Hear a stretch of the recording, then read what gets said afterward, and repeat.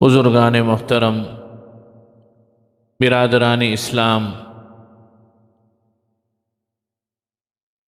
کچھ جمعوں سے سیرت سید الانبیاء حضرت محمد مصطفیٰ احمد مجتبیٰ صلی اللہ علیہ وسلم کے حوالے سے کچھ ضروری باتیں چل رہی تھیں،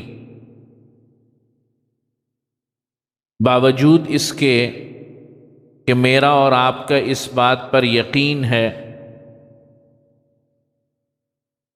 کہ آپ علیہ الصلاۃ والسلام کی ذات گرامی کو بیان کرنا اور حضور علیہ الصلاۃ والسلام کی سیرت کا احاطہ کر لینا یہ میرے اور آپ کے بس کی بات ہے ہی نہیں۔ ویسے تو سارا سال جمعوں کے اندر جو مضامین ہوتے ہیں وہ ظاہر ہے دین سے متعلق ہوتے ہیں، لیکن مرکزی عنوان الگ ہوتے ہیں۔ لیکن خصوصی طور پر جناب نبی کریم صلی اللہ علیہ وسلم کی ذات اقدس کا عنوان وہ عام طور پر ربیع الاول اور اس کے شروع میں اور اس کے بعد جو ہے ذکر کیا جاتا ہے۔ چنانچہ اسی سلسلے کا یہ آخری نشست یا آخری جمعہ سمجھ لیجئے کہ سیرت کے حوالے سے جو بات چل رہی تھی اس میں آخری بات آج یہ عرض کرنی ہے کہ جب حضور نبی کریم صلی اللہ علیہ وسلم اس دنیا سے رخصت ہوئے تو کیا نصیحتیں فرمائیں یا کیا بات ارشاد فرمائیں؟ وہ آخری جملے آپ علیہ الصلاۃ والسلام کے اس امت کے لیے کیا تھے کہ ان جملوں کے بعد حضور اقدس صلی اللہ علیہ وسلم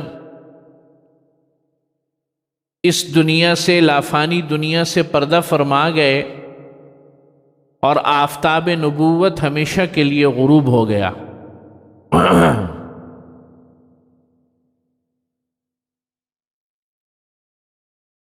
آپ علیہ الصلاۃ والسلام جیسے کہ مشہور اور معروف ہے کہ ربیع الاول کے مہینے میں ارتحال ہوا اور وصال ہوا۔ الادب المفرد میں حدیث لائے ہیں مصنف حضرت علی رضی اللہ تعالی عنہ کے حوالے سے، اور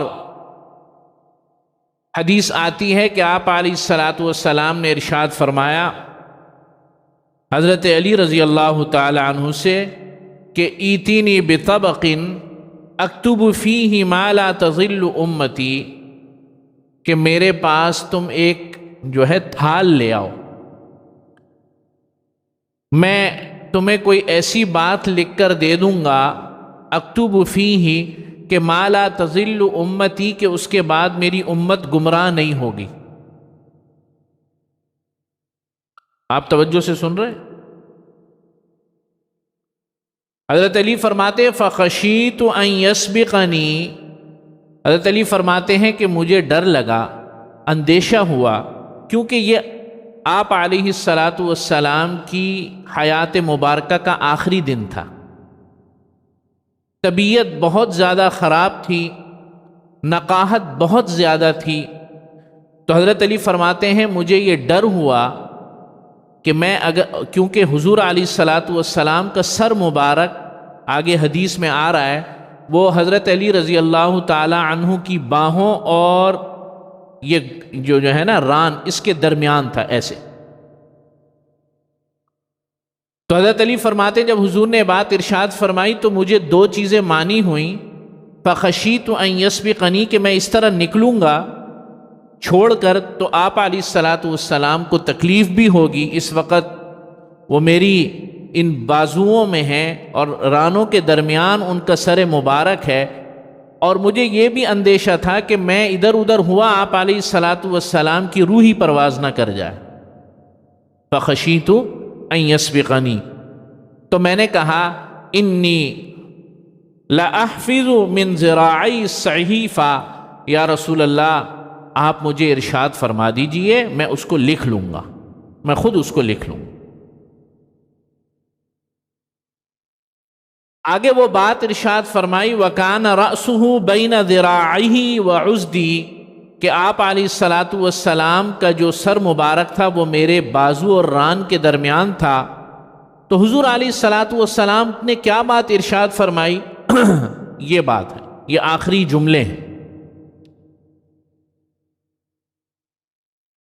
یہاں آگے بڑھنے سے پہلے میں ایک دو باتیں بھی عرض کر دوں۔ وہ یہ کہ ایسا ہی واقعہ 3-4 دن پہلے پیش آیا حضرت عمر رضی اللہ تعالیٰ عنہ کے ساتھ، بالکل یہی واقعہ، اور اسے کہتے ہیں واقعہ قرطاس۔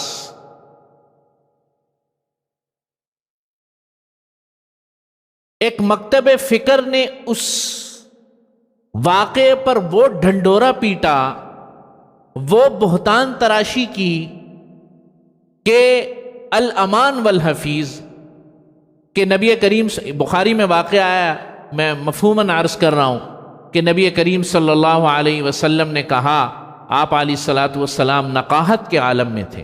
یہ بات اس واقعے سے جو حضرت علی بیان فرما رہے ہیں اس سے 3 دن پہلے کا ہے۔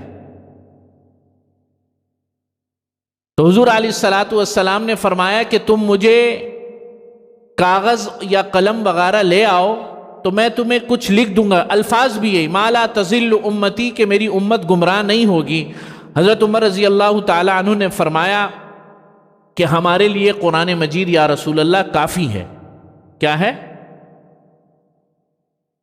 اس واقعے کو بنیاد بنا کر ایک مکتب فکر نے حضرت عمر رضی اللہ تعالی عنہ کی شان میں وہ گستاخیاں کی کہ اگر میں آپ سے یہاں عرض کروں تو آپ حیران ہو جائیں گے، کہ حضرت عمر رضی اللہ تعالیٰ عنہ نے پیغمبر کی نافرمانی کی، نعوذ باللہ من ذالک۔ پیغمبر علیہ الصلاۃ والسلام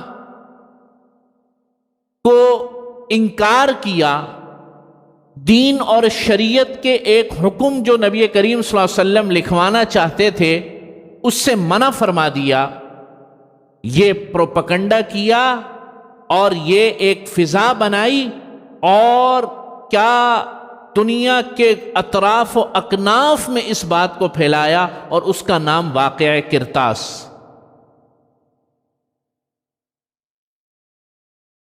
تو چونکہ یہ واقعہ اس سے بہت بالکل مماثل ہے، بالکل مماثل ہے، کہ حضرت علی رضی اللہ تعالیٰ عنہ کو نبی کریم صلی اللہ علیہ وسلم نے فرمایا میرے لیے تھال لے آؤ۔ یہ تھال میں بتانا بھول گیا، کاغذ کی کمی ہوتی تھی تو بعض اوقات وہ جو بڑے بڑے تھال ہوتے ہیں نا مٹی کے، جس میں کھانا کھاتے ہیں، پانی پیتے ہیں، وہ جو اتنا بڑے بڑے چوڑے ہوتے ہیں، تو اس پہ بھی عرب لکھا کرتے تھے، کیونکہ اس کی جو مٹی ہوتی ہے، مٹی سے بنے ہوتے تھے، وہ نرم ہوتا ہے، تو اس کے اوپر کسی نوکیلی چیز سے آدمی اگر لکھنا چاہے تو لکھ سکتا تھا۔ یہ بالکل سملر واقعہ ہے جو کہ واقعہ قرطاس میں حضرت عمر رضی اللہ تعالی عنہ والا واقعہ۔ تو چونکہ ذکر ہو رہا ہے اور آپ حضرات میں سے کسی نہ کسی نے یقیناً آج کے اس سوشل میڈیا کے دور میں یقیناً کوئی نہ کوئی ایسی بات ضرور سنی ہوگی کہ بعض دریدہ دہن اور انتہائی نامعقول اور احمق لوگ، جن کو دین صرف صحابہ سے بغض ہے اور کچھ بھی نہیں ہے، بغض صحابہ ہے،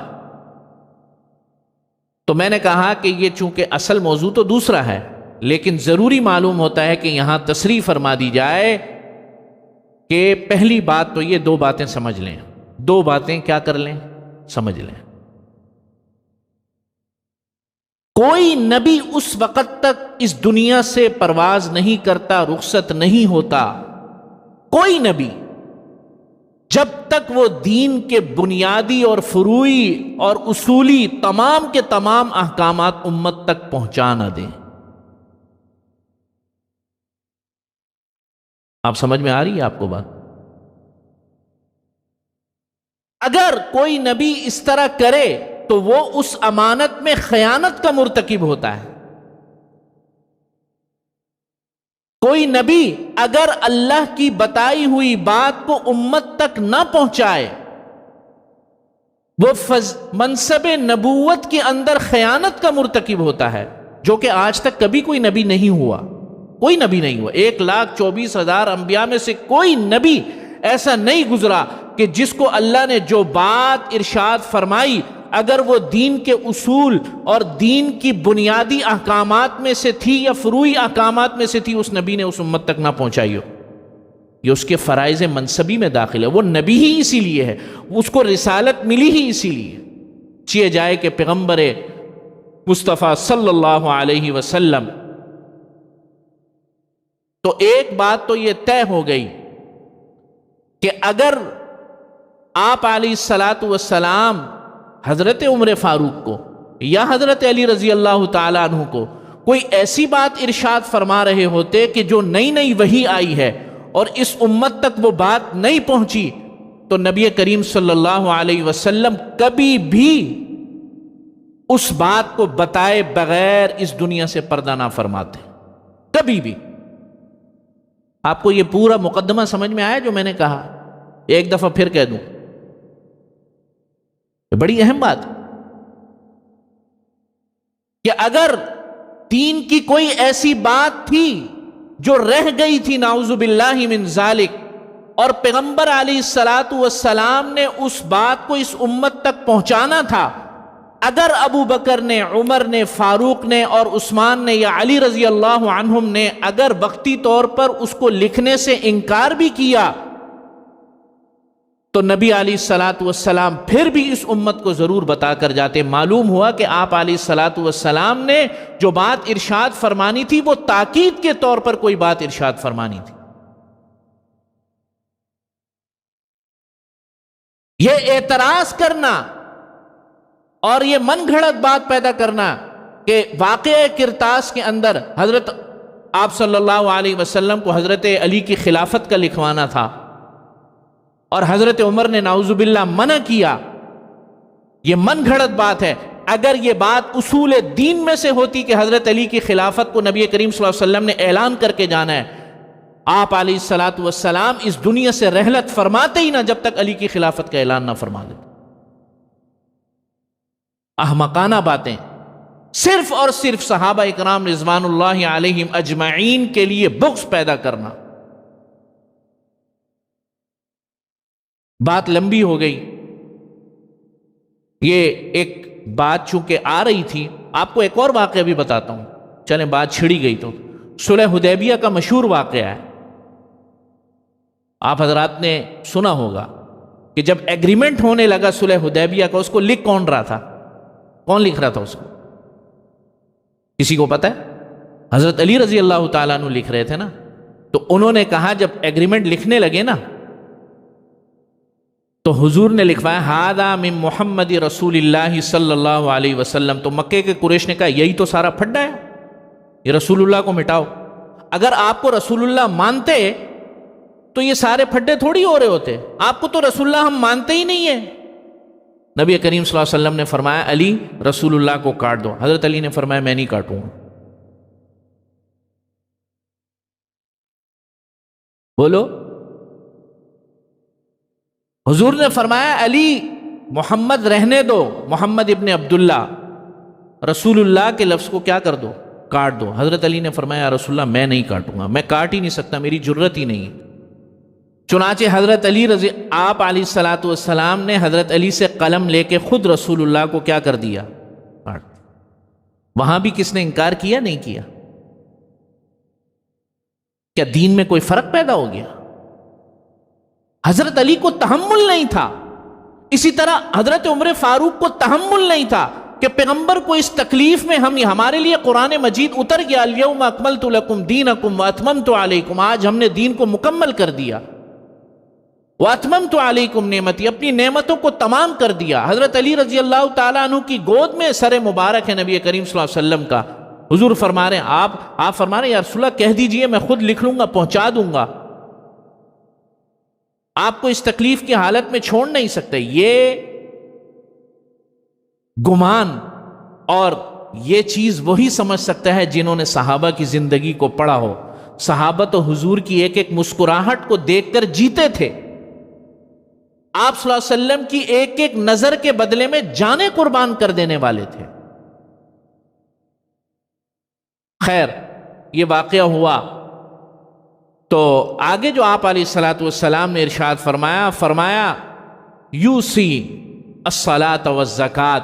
آپ علیہ الصلوۃ والسلام نے وصیت فرمائی الصلاۃ، نماز کو قائم رکھنا، نماز کا خیال رکھنا، نماز کو قائم رکھنا. والزکات وما ملکت ایمانکم، زکات کا خیال رکھنا. وما ملکت ایمانکم، اور جو تمہارے ماتحت ہیں ان کا خیال رکھنا. یہ تین باتیں ارشاد فرمائی. مرض الوفات میں، زندگی کے آخری لمحوں میں حضور علیہ الصلوۃ والسلام کیا بات ارشاد فرما رہے ہیں؟ الصلاۃ، نماز کا خیال رکھنا. نماز کا خیال رکھنا ہر اعتبار سے، ادائیگی کے بھی اعتبار سے وہ تو رکھنا ہی ہے، اور خیال رکھنا اس کی ادائیگی کی کیفیت کے لحاظ سے. بات سمجھے؟ یعنی ادا کرنے، یعنی فجر ادا کرنی ہے، ظہر ادا کرنی ہے، عصر مغرب عشاء وہ تو ادا کرنی ہے، لیکن اس کی کیفیت کا بھی اہتمام کرنا، خیال رکھنا. یعنی کہ جیسے کہ نبی کریم صلی اللہ علیہ وسلم نے نماز کو ادا کیا.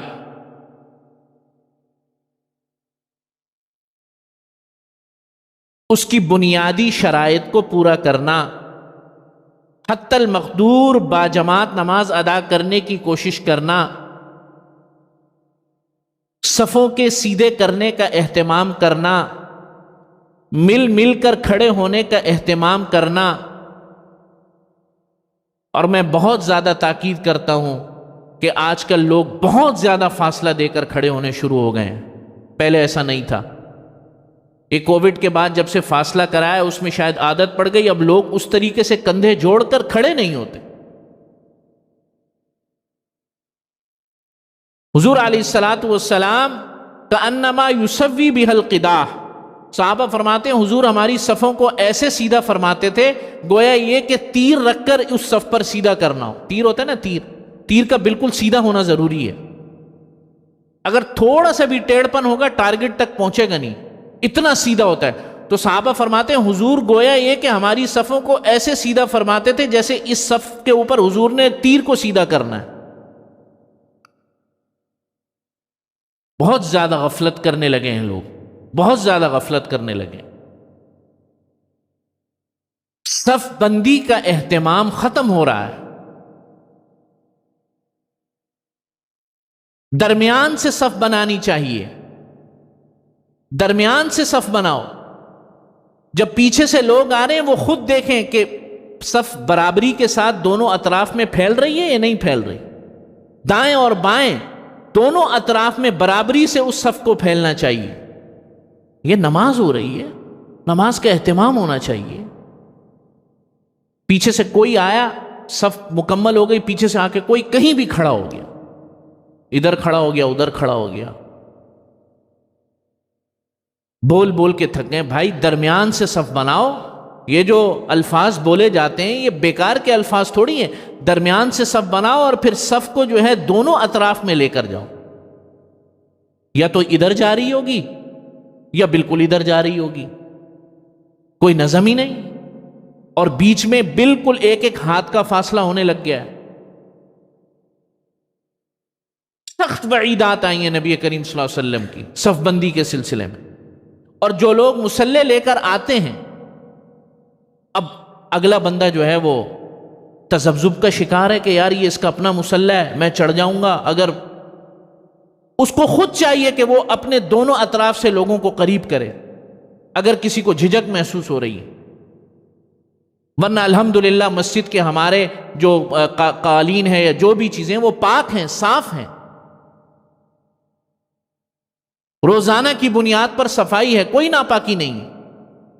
ویکیوم کلین ہوتا ہے، ہر چیز ہوتا ہے جو دنیا کے اندر طریقہ کار رائج ہے. تو آپ علیہ الصلوۃ والسلام مرض الوفات میں اور زندگی کے آخری لمحات میں فرما رہے ہیں یوسی الصلاۃ، آپ صلی اللہ علیہ وسلم وصیت فرما رہے ہیں نماز کی. نماز جن لوگوں کی قضا ہو جائے، کئی نمازیں قضا ہوں، ان کو اپنی نمازوں کی فکر کرنی چاہیے. زندگی کے بہت سے سالوں کی نمازیں ذمے میں ہیں، بڑا آسان طریقہ ہے، ہر نماز کے ساتھ اسی نماز کی قضا شروع کر دو، اور ذہن میں یہ نیت کر لو کہ یا اللہ میرے ذمے جتنی بھی نمازیں، نیت یہ ہے، نیت کرنے کا طریقہ یہ ہے قضا نماز کی نیت کرنے کا، یا اللہ میرے ذمے میں جتنی بھی نمازیں قضا ہیں ان میں سے پہلی نماز قضا کر رہا ہوں. ہر نماز کے ساتھ کر لو، فجر کے ساتھ کر لو، ظہر کے ساتھ کر لو، اس طرح اس کو شروع تو کرو. اور اگر کسی نے بلوغت کے بعد سے بالکل نمازیں چھوڑی ہوئی تھی تو وہ اپنا حساب لگا لے. عام طور پر بلوغت کب ہوئی ہے ہر ایک کو معلوم ہوتا ہے، لیکن نہیں بھی معلوم، ذہن میں نہیں ہے، تو پھر یہ اندازہ لگا لے، 14 سال کا اندازہ لگا لے. عمر کا ہمارے زمانے میں 14 سال کی عمر کے بعد جتنا عرصہ گزرا بالکل نمازیں نہیں پڑھی، تو وہ سال گن کر ان کی قضا شروع کر دے. کم سے کم اللہ رب العزت کے آگے یہ عذر تو پیش کر سکے گا کہ یا اللہ غلطی ہو گئی لیکن کوشش شروع کر دی تھی میں نے. اور وہ اوقات قضا نمازوں کے لیے تو بلکہ وہ اوقات جن اوقات کے اندر نوافل ادا نہیں ہو سکتے، قضا نماز پڑھ سکتے ہیں اس کے اندر. مثلا مغرب کی نماز کے بعد نوافل نہیں پڑھ سکتے لیکن نماز قضا کر سکتے ہیں. آپ نے طواف کیا، طواف کرنے کے بعد طواف کے جو 2 رکعتیں ہوتی ہیں جو سنت ہیں، بلکہ سنت موقدہ ہیں، آپ نے جو ہے ایک طواف کیا، 2 طواف کیے، یعنی آپ نے پورا جو ہے 7 کے 2 تو ہر ایک حصے پر 7 طواف پر 2 رکعتیں ہیں. اب عصر کی نماز کا وقت ہو گیا یا عصر کی نماز کے بعد کا وقت ہے تو آپ یہ 2 سنتیں نہیں ادا کر سکتے، مغرب کے بعد ادا کریں گے، لیکن قضا نماز کر سکتے ہیں فرض نماز کی. اسی طرح فجر کی سنتیں ادا کرنے کے بعد نوافل نہیں پڑھ سکتے سوائے فجر کے فرائض کے، لیکن قضا نماز پڑھ سکتے ہیں، فرض کی قضا. تو یہ سہولت ہے، اس سے فائدہ اٹھائیں اور آج سے شروع کریں جن کے ذمے میں قضا نمازیں ہیں. دوسری بات ارشاد فرمائی الزکات، زکات کا خیال رکھنا. اور زکات 4 چیزوں پر ہے. زکات کا بڑا تفصیلی مسئلہ میں بیان کر چکا ہوں کئی جمعوں میں، یعنی رمضان المبارک سے پہلے اور بعد میں.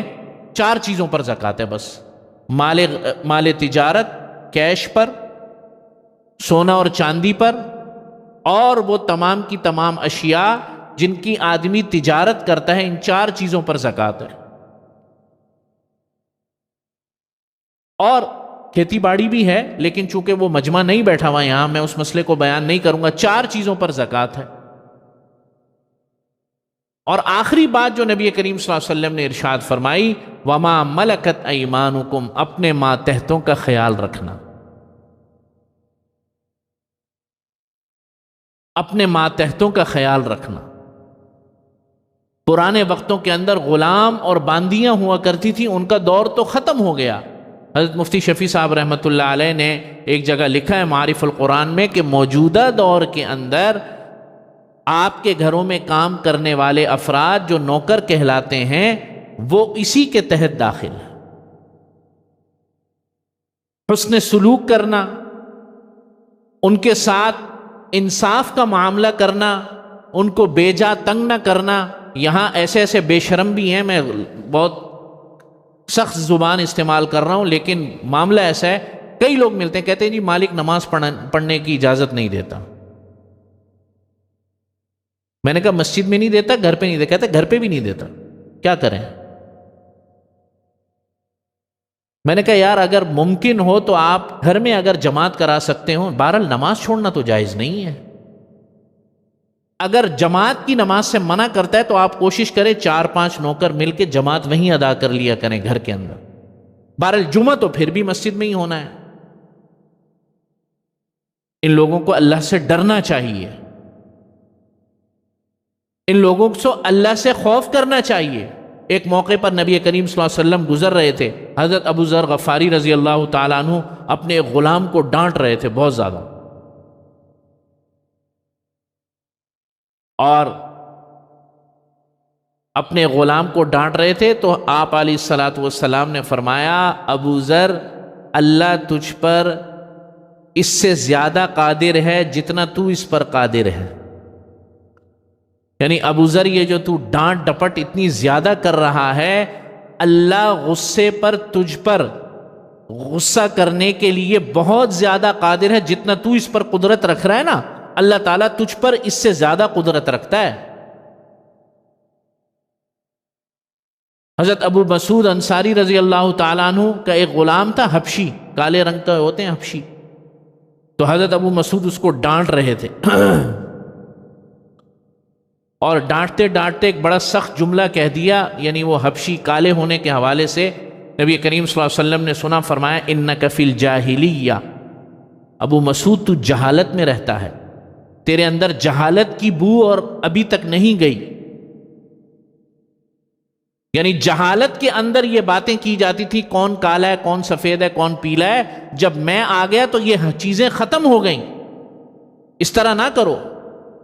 ایک موقع پر حضرت صدیق اکبر رضی اللہ تعالیٰ عنہ نے برا بھلا کہا، اپنے ایک غلام کو ڈانٹا اور کچھ سخت کلمات بھی کہے، تو نبی کریم صلی اللہ علیہ وسلم نے فرمایا لعانین والصدیقین کلا ورب الکعبہ، کہ گالی دینے والے یا لعنت دینے والے اور صدیقین جمع نہیں ہو سکتے۔